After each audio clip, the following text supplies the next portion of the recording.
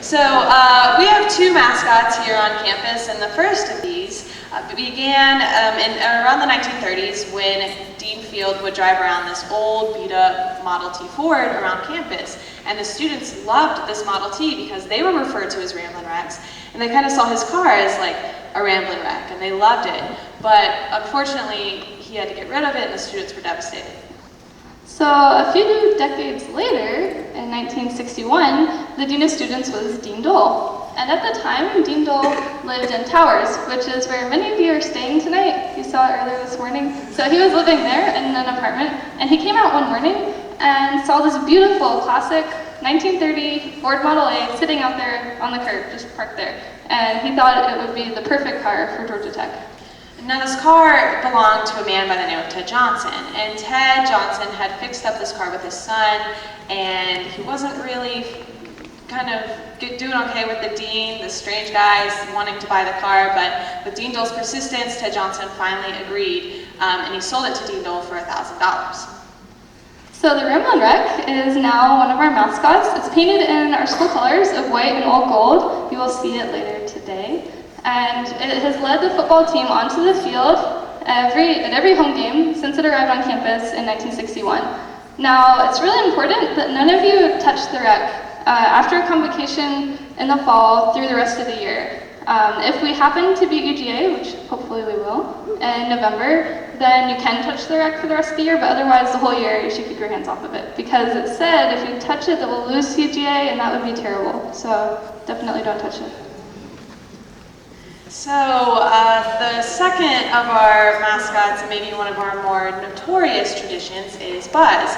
And, you know, although we had long been called Yellow Jackets, there was never really a yellow jacket on campus. And so in 1979, a student by the name of Richie Bland decided that he was going to bring a yellow jacket to campus. And so he worked with a costume designer at Six Flags and got himself an outfit to be a yellow jacket, and he decided he was going to pull this big prank at a pep rally.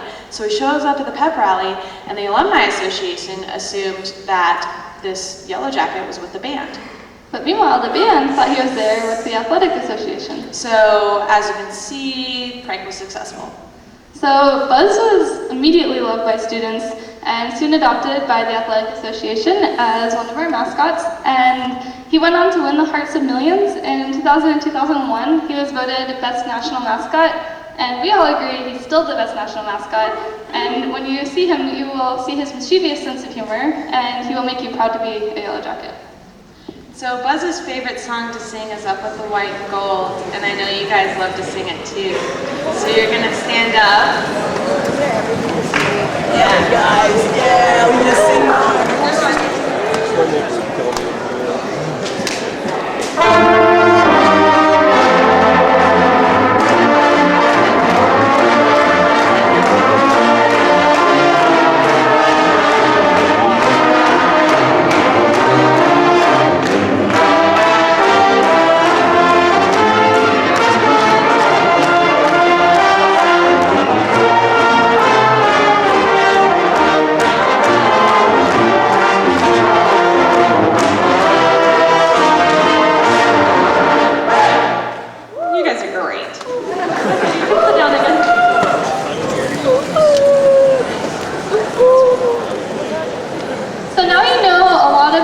Basic tech traditions, and we've really barely scratched the surface today. We hope that you'll continue to learn more about our history and traditions while you're here, through convocation, through receiving your T-book, which is a book with a lot of traditions in it, and also through going to tea night in the fall. And we just really hope you'll learn about tech and that you will love your alma mater as much as we do.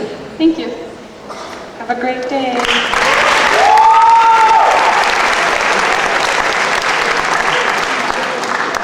Give another hand to Sierra Taylor and the Georgia Tech Band.